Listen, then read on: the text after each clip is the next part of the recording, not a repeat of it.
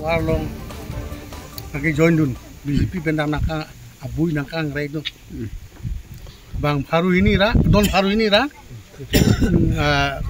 ke soksi ya don ke dok ini kongres long cuba okton no menonti kongres long aja kong itu no itu juara mileng kan pihak proposal lang pun inang cicak no so putar nili behek ko cintong ra rapan ar behek lapera rapan ini kom sudi ini kom cit ke rolo ini asam pilo lali kong BJP cari kicok sih jadi situ kongres no pun cuba okton lapen ke jon jia lang aphan ladak dolang ma kongres along ke wang ya phan nang le tuman ninge che dolang ma nile thailong te abu suno ke wangi non umat da dole po rong khang non do bom lo non socheng da non nang do ke jonji amri ta ke jonji program tik bom lo la constituency ser ke bang long panang ni percentage ke me nai ke la kongres ko dak percentage ke me nai ni lima ta kongres ke me juara malami ampe na cintong piniason pun ada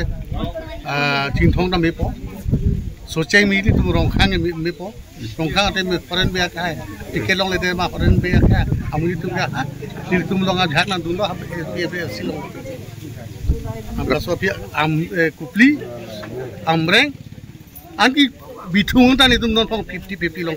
La kupli constituency long po an meji nang ni. Kita mesenji percentage, ampe ada amreng dah mesenji. Ada bitung dah tu CM almost yang 50-50. Suri si bapa suri bisi ini tu mana bapun jadi. Di mahasiswa long alam nang ni konbak sini tu. Di mahasiswa ban itu tai bom lo, non ciki bom lo. Ani si desain dia ada tengdun inti long kijoin dun hala somurjit haplong barang ta. Atu mihet ta cingki lo. Kait ta cingki lo BJP ke ni bul nakidun ke ni bul piglo pucit kilo. Ni ada aning cukup bir lo ke. Nang litum long sikit. Ni aku si bang tu popusi lang libang non amat satu. Tapi non lang libang hala candidate pacing bay bom lo. Nanti di mahasiswa tu itu 50-50 lo proten don bom.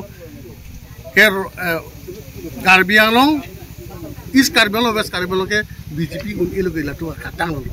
Non kijur bang ke di mahasiswa si satu target